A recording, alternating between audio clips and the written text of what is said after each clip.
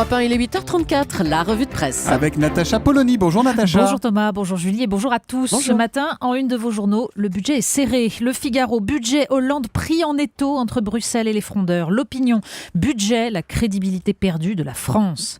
Pendant ce temps, aujourd'hui en France, alerte sur un problème endémique, ophtalmo, des délais insupportables.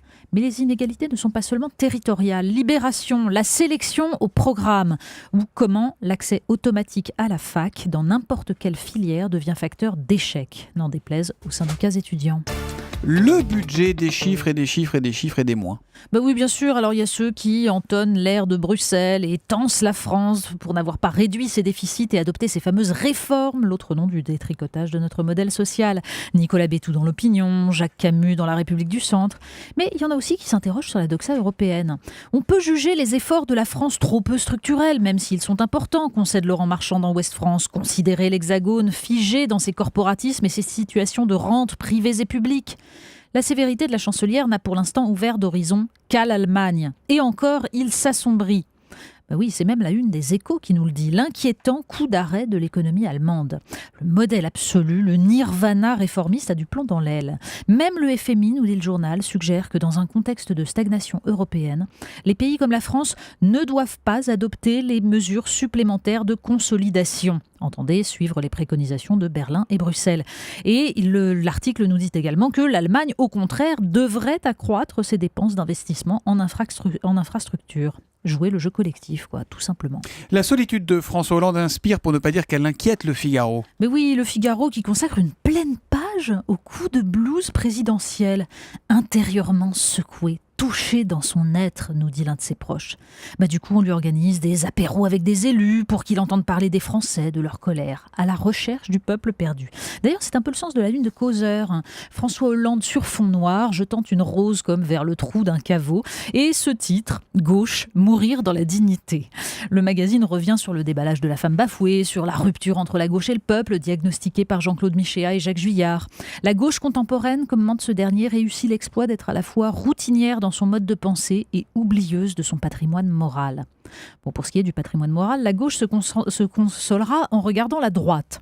D'abord, la nouvelle une du Monde, les hélicoptères du Kazakhstan, l'affaire d'État qui inquiète Sarkozy. En plus des 7 autres, donc. Et puis, les confessions contre-attaques de Bastien Millot dans l'Express. En résumé, il ne savait rien, ne connaissait personne, mais Nicolas Sarkozy, lui, savait probablement. Sauf si ses collaborateurs ne lui ont rien dit parce qu'ils avaient peur de lui. Mais en fait, Bastien Millot n'en sait rien. Mais ça fait 5 pages.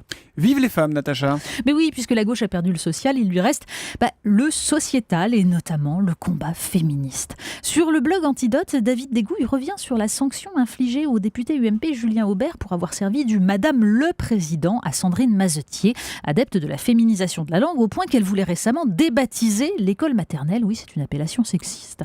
Juridiquement, nous dit-il, c'est bien l'Académie française qui fixe le bon usage. La règle de féminisation imposée sous le gouvernement Jospin ne s'appliquerait qu'à la rédaction des comptes rendus. Mais l'anecdote est révélatrice. Alors, il faut lire la page de Libération sur la décision de justice imposant à Dominique de Seigne la paternité de la fille de Rachida Dati, au motif qu'il a refusé le test ADN. Le droit, désormais, nous dit l'article, entérine une prépondérance de la volonté de la mère dans l'établissement ou le non-établissement de la filiation paternelle.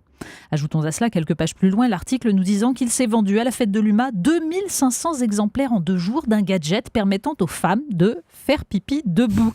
Messieurs, tremblez. On parle d'environnement, pollution, droit à polluer, Natacha. Mais oui, il y a d'abord ces révélations du Canard enchaîné qui a eu accès au projet d'aéroport Notre-Dame-des-Landes, censément indispensable parce que, nous dit-on, l'actuel serait engorgé. Eh bien, surprise, les infrastructures prévues sont nettement moins importantes que celles de l'actuel aéroport de Nantes, sauf pour la galerie commerciale, beaucoup plus grande.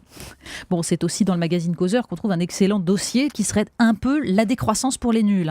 Pour des journalistes au départ pas franchement acquis au concept et qui découvrent comment, notamment à l'Université d'été d'Europe Écologie Les Verts, les partisans de la décroissance sont des parias, figurez-vous. Et dans Le Monde, enfin, c'est un passionnant article sur la question du principe pollueur-payeur. Le philosophe Jean-Pierre Dupuis établit un parallèle avec les amendes pour les parents retardataires à la sortie des crèches. En Israël, nous dit-il, ces amendes ont amplifié les retards parce que les parents les ont conçus comme le prix pour un nouveau droit. Marchandiser plutôt que de faire appel à la morale, c'est tuer la logique même de la préservation de la planète. On termine avec une petite gourmandise au sens propre. Mais oui, l'Express nous apprend que des plaisantins ont servi au sénateur PS un drôle de buffet de soirée électorale le 28 septembre dernier. Sur les petites étiquettes indiquant les appellations des fromages, on pouvait lire coup de pied au cul, rincette, que de véritables fromages traditionnels dont les noms existent. Le coup de pied au cul est un fromage à pâte molle. Oui, alors que les fromages de Hollande, eux, sont plutôt à pâte dure. Paradoxe des appellations. La revue de presse de Natacha Polony tous les matins à 8h30 sur Europe 1. Demain, Natacha. À demain.